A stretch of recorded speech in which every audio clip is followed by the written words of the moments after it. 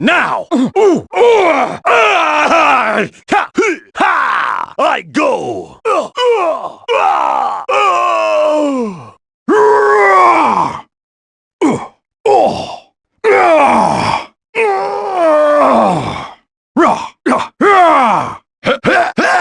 Get out of here!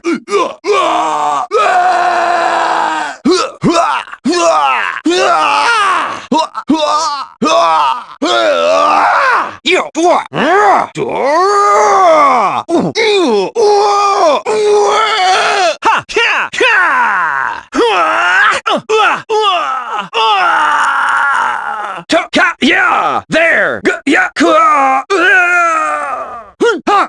Take this!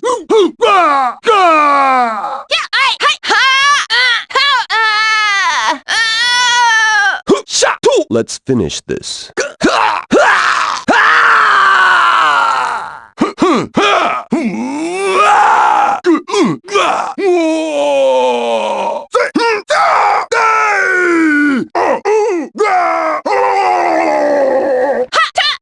Prepare yourselves!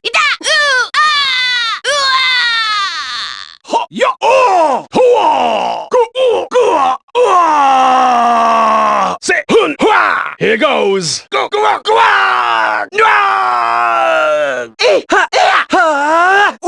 Ow! Fool!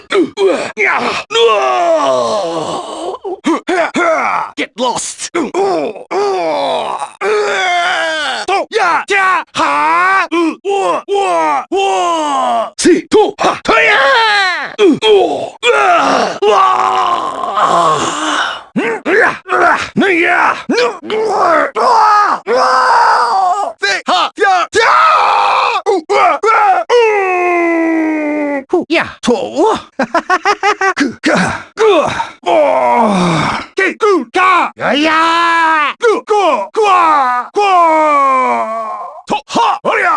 Here I go! It's mine! Unbeliever!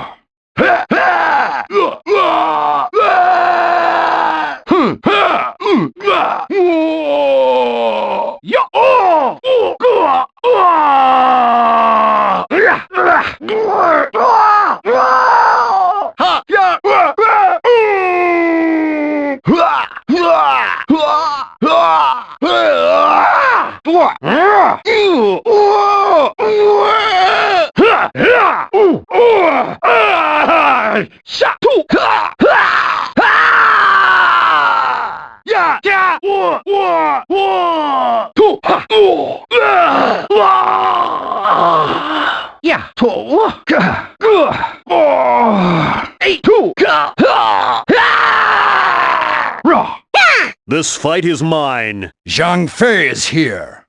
I shall be your opponent. I, Dian Wei, shall prevail. This is your last chance. Run! Learn the truth of your folly. I shall do my best. Prepare yourself. Let's see what you can do. Let us see how good you are. All who oppose me shall die. I am the mightiest man alive. Now, face me! No mercy for those who bring chaos to the land. Are you truly prepared? Choose! Surrender or die! You overreach yourself. I am the hero of Hebei. I am Yuan Shao. I challenge you to a duel. Huang Zhang will fight you. Let the hunt begin. Prepare yourself. Let Sima Yi fight this battle. You traitors to Wu! The great Gang Ning will fight you. You shall not succeed. Feel the judgment of heaven. I am Zhao Yun. No mercy in battle. Now for some fun. You're braver than you look. Yeah! Let's go! You think to challenge me? Ha! You appear to be ready. I'll take it from here. It can't be helped. I shall face you. Battle is not won by weapons alone. I'm afraid I'll have to kill you. You insects dare to oppose me? Sun Shang will fight you. The land needs me. Fine. I shall be your opponent. You'll be sorry you opposed the Sun family. You and your family shall die. How dare you! You commoner! I shall hold nothing back. Come, attack me. I shall crush all who oppose me. I shall fight you. I've been waiting for you. Fight me fair and square! Sure, I'll play a while. I, Jing Wei, shall be your opponent. Follow me! For truth and honor. Let them come. Let's see what you've got. Who's the fool who challenges me? You don't stand a chance! You won't live to regret it. I've been expecting you. Finally, someone worth fighting. That's far enough. Prepare yourself. What a waste of life. You truly think to challenge me? You fools! Die! No mercy. For the Han! For the people! You do not have long to live. It is not yet my time to die. I shall bathe in your blood. I'll teach you to step out of line. Now, let it be a fair fight. I won't lose to you young punks. I shall cut them in two. Are you ready? Stop your foolish resistance. You shall die! So have you said your prayers? Ah, a worthy foe. Prepare yourself. I am the great and wise teacher, Cao Cao. I shall not fail. I am Guan Yu. The beleaguered Han sent out their call for help and ordered a campaign against the Yellow Turbans, who numbered in the hundreds of thousands. From all across the country, brave men and women stood to answer this call of duty. Their stories, their legends are about to begin. Followers of Jiang proudly wore yellow cloths around their heads. Thus was born the Yellow Turban Rebellion. In the spring of the year 184, Jiang Jiao raised the Chinese people against the decadent and corrupt Han dynasty. One man clawed his way to the top during this time of turmoil. His name was Dong Jiu. Dong seized control of the armies and enlisted as his personal bodyguard the fierce Lu Bu. Secure in this power, he began his own despotic rule. Han loyalists determined to end the depravity of Dong Jiu. They gathered their forces into a strong alliance and chose Yuan Shao to lead them. In 191, the two forces met at the impregnable Hu Lao Gate. The battle to save the Han was once again about to begin. The campaign against the Yellow Rebels was successful. However, the hard-won peace was short-lived. Emperor Ling died and the land was once again plunged into war. The alliance had destroyed the ambition of Dong Zhuo. Still, the Han remained powerless as each lord began to dream his own dreams of conquest and power. War once again brings chaos to China. Each lord pitted his ambition and his remaining men against all comers. The warring states period was at hand. Two lords stood out: Yuan Shao, master of the 4 provinces of Hebei, and Cao Cao, guardian of the emperor. In the year 200, these great lords faced off at Guan Yu. Only one would survive to gain control of the richest land of China. The heavens weep. The land groans. Battle once again is joined. The alliance had destroyed the ambition of Dong Zhuo. Still, the Han remained powerless as each lord began to dream his own dreams of conquest and power. In the year 200, Cao Cao defeats Yuan Shao and gains control over the Central Plains. Supreme power rests in his hands, and his forces grow tremendously. Cao Cao works to bring the entire land under his control. In 208, he personally leads his men south to Jing. After years of wandering, Liu Bei had finally come to rest in Jing. Now he must find a way to escape the overwhelming force soon to reach him. Cao Cao emerges victorious from his battle with the vastly larger forces of Yuan Shao. His victory makes him the lord of the Central Plains. By the year 208, Cao Cao had consolidated his hold over most of northern China. He turned his attention south. Cao easily conquered Jing and scattered Liu Bei and his men. He then pushed east in an attempt to take Yang. Sun Quan, ruler of Yang, was greatly outnumbered. Still, he sent his small but very skilled navy out to meet the forces of Cao Cao. Cao Cao must face the Wu navy and its general, Guan Yu, in a battle the likes of which he has never fought before. The alliance had destroyed the ambition of Dong Zhuo. Still, the Han remained powerless as each lord began to dream his own dreams of conquest and power. Chief among these was Cao Cao. He gains control of the emperor, defeats Yuan Shao, and wins control over most of the north. In 208, Cao Cao began his southern campaign. He easily gained control of Jing and continued on towards Yang, the land ruled by Sun Quan. Sun called up his elite naval forces to thwart the invasion. However, he was still vastly outnumbered. Guan Yu commands the defense. Victory or death. The defense of Wu begins. The naval forces of Sun Quan deal Cao Cao a major defeat. Cao Cao is forced to relinquish even his recently won Jing as he is driven back north. The real benefactor of this battle is Liu Bei. As Cao is driven back, he gains control of southern Jing. He later moves to Shu and builds his forces. In the year 215, Sun Quan and Liu Bei plan a joint attack on Cao Cao. They agree to move north, Sun Quan to Hefei, and Liu Bei to Hanqiong. Sun Quan gathers 100,000 men and personally begins the invasion. In Wei, Cao Cao is informed of the attack and personally leads his army to repel the invasion. He swears to repay Sun for his humiliating defeat at Chibi. Sun Quan manages to capture Hefei. Liu Bei is also successful in capturing Hanqiong. With this, the three countries stand equal in size and strength. However, without the common threat of a powerful Wei to unite them, relations between Shu and Wu sour. Without warning, battle erupts between the two. In the year 221, Liu Bei leads a large force east to Yiling Castle and makes his camp beside the Changjiang River. Sun Quan, under cover of darkness, plans a surprise attack. With the fates of Wu and Shu hanging in the balance, the battle begins. At Changban, Liu Bei barely escapes with his life. Joining forces with Sun Quan, he manages to destroy Cao Cao's pursuit. At the same time, he regains control of Jing.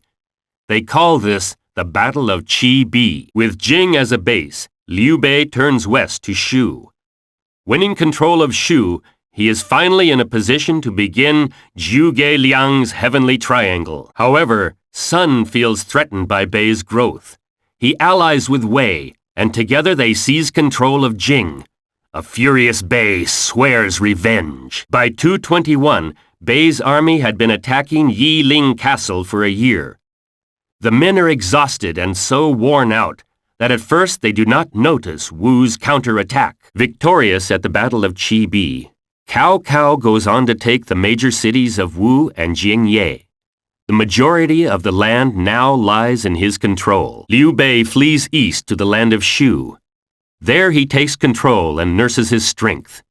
He moves to take control of Jing as well. After gathering strength, Liu Bei begins to make frequent forays into the lands held by Cao Cao. In 234, Liu Bei, guided by Zhuge Liang, moves with an army of over 100,000 to the plains of Wujiang.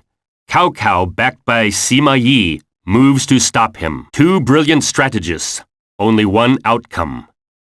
The fate of China is about to be decided. Liu Bei manages to defeat the forces of Sun Quan at Yiling and retake Jing. He goes on to take all of Wu.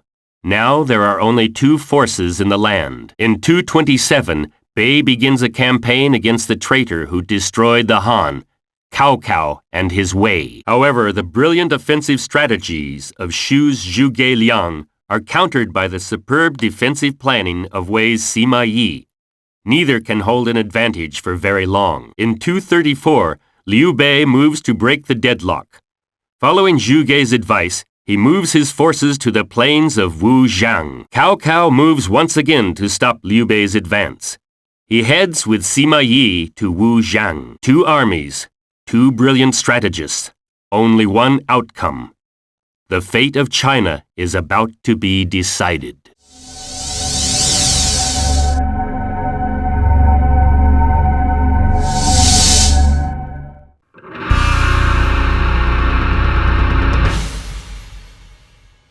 The real benefactor of this battle is Liu Bei. As Cao is driven back, he gains control of southern Jing. He later moves to Shu and builds his forces. In Wei, Cao Cao is informed of the attack and personally leads his army to repel the invasion. He swears to repay Sun for his humiliating defeat at Chibi. The naval forces of Sun deal Cao Cao a major defeat. Cao Cao is forced to relinquish even his recently won Jing as he is driven back north. In the year 215, Sun and Liu Bei plan a joint attack on Cao Cao. They agree to move north, Sun to Hefei and Liu Bei to Hanqiong. Sun gathers 100,000 men and personally begins the invasion. In 227, Bei begins a campaign against the traitor who destroyed the Han, Cao Cao, and his Wei. However, the brilliant offensive strategies of Shu's Zhuge Liang are countered by the superb defensive planning of Wei's Sima Yi. Neither can hold an advantage for very long. In 234, Liu Bei moves to break the deadlock. Following Zhuge's advice, he moves his forces to the plains of Wujiang. Cao Cao moves once again to stop Liu Bei's advance. He heads with Sima Yi to Wujiang. Two armies, two brilliant strategists, only one outcome. The fate of China is about to be decided. Liu Bei manages to defeat the forces of Sun at Yiling and retake Jing. He goes on to take all of Wu. Now there are only two forces in the land. However, without the common threat of a powerful Wei to unite them, relations between Shu and Wu sour. Without warning, battle erupts between the two. With the fates of Wu and Shu hanging in the balance, the battle begins. Sun manages to capture Hefei. Liu Bei is also successful in capturing Hanqiong. With this, the three countries stand equal in size and strength. In the year 221, Liu Bei leads a large force east to Yiling Castle and makes his camp beside the Changjiang River. Sun, under cover of darkness, plans a surprise attack. With Jing as a base, Liu Bei turns west to Shu. Winning control of Shu, he is finally in a position to begin Zhuge Liang's heavenly triangle. However, Sun feels threatened by Bei's growth. He allies with Wei, and together they seize control of Jing. A furious Bei swears revenge. By 221, Bei's army had been attacking Yiling Castle for a year. The men are exhausted and so worn out that at first they do not notice Wu's counterattack. At Changban, Liu Bei barely escapes with his life. Joining forces with Sun, he manages to destroy Cao Cao's pursuit. At the same time, he regains control of Jing. They call this the Battle of Chibi. Cao Cao emerges victorious from his battle with the vastly larger forces of Yuan Shao. His victory makes him the Lord of the Central Plains. By the year 208, Cao Cao had consolidated his hold over most of northern China. He turned his attention south. Cao easily conquered Jing and scattered Liu Bei and his men. He then pushed east in an attempt to take Yang. Sun, ruler of Yang, was greatly outnumbered. Still, he sent his small but very skilled navy out to meet the forces of Cao Cao. Cao Cao must face the Wu navy and its general, Zhou Yu, in a battle the likes of which he has never fought before. The alliance had destroyed the ambition of Dong Zhuo. Still, the Han remained powerless as each lord began to dream his own dreams of conquest and power. Chief among these was Cao Cao. He gains control of the emperor, defeats Yuan Shao, and wins control over most of the north. Sun called up his elite naval forces to thwart the invasion. However, he was still vastly outnumbered. Zhou Yu commands the defense. Victory or death, the defense of Wu begins. In 208, Cao Cao began his southern campaign. He easily gained control of Jing and continued on towards Yang, the land ruled by Sun.